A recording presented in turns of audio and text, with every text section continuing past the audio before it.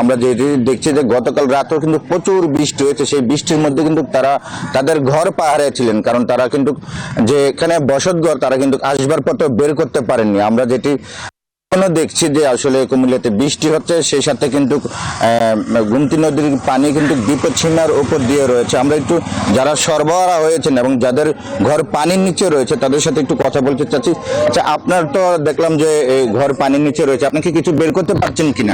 না, আমরা মঙ্গলবার রাত্রে থেকে আমরা আজকে 3 দিন যাবত আমরা বাড়ি থেকে বাড়িতে পারছি না। তারপরে আমরা ঘর থেকে কোনো রকমে জানলে বাচ্চা কাচ্চা লয়ে বাড়িছি, আমরা কিছু আনতে এমনকি আমরা বাচ্চার একটা কেঞ্জি পর্যন্ত নিয়ে আসতে পারছি না। কোনো রকমে আমরা নিজেরা জানলে বাঁচিয়েছি।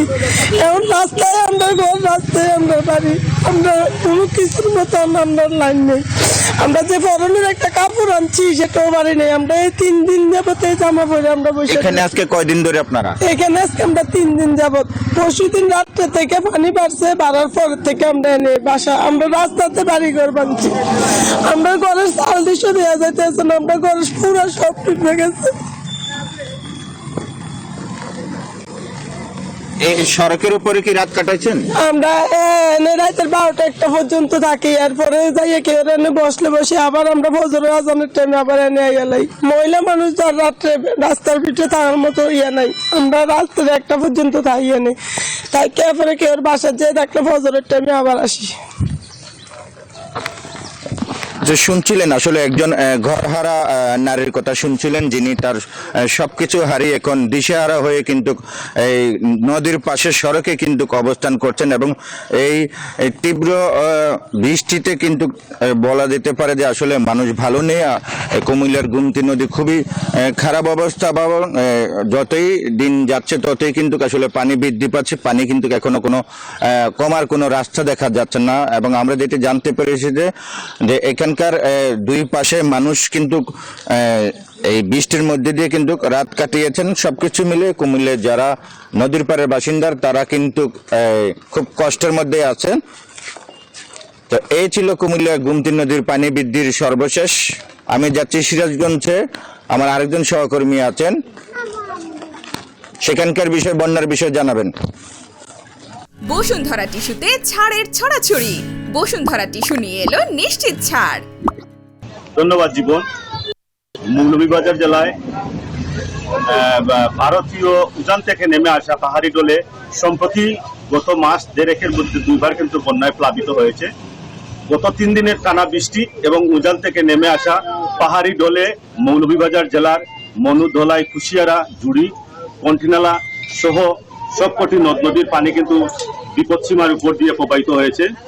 আমি আপনাদেরকে জানিয়ে রাখি, মৌলভীবাজার জেলায় আসলে ধীরে ধীরে গত বন্যায় 15-20টি ভাঙ্গন দেখা দিলে ওই ভাঙ্গনগুলা দিয়ে পানি প্রবেশ করে নিম্নাঞ্চলে, ফলে কৃষকের কষ্টির জমি সহ ঘর বাড়ি তলিয়ে গেছে। আপনারা দেখতে পাচ্ছেন ঘর বাড়ি তলিয়ে গেছে। তাছাড়া আমি পানি উন্নয়ন বোর্ডের সাথে আলাপ করেছি। পানি উন্নয়ন বোর্ড জানিয়েছে যে মৌলভীবাজার জেলার কুশিয়ারা, ধলাই, ঝুড়ি এবং মনু নদী বিপদসীমার উপর দিয়ে প্রবাহিত হয়েছে।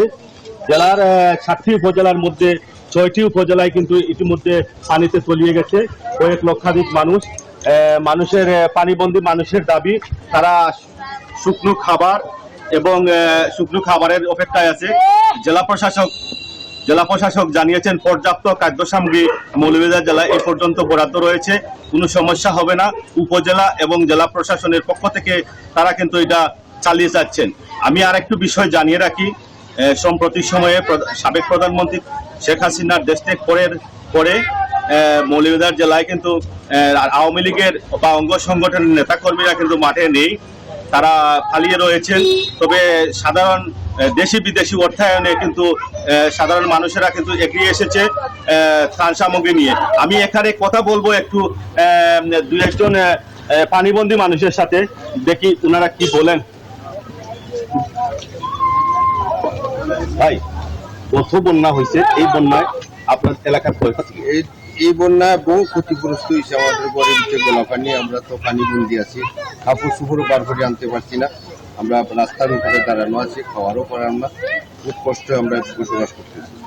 অনেক মানুষ আছে আমাদের জায়গায় ঘর বাড়ি ডুবাই নিছে, যেটা এতে দেখতেছে আমরা ঠিক না।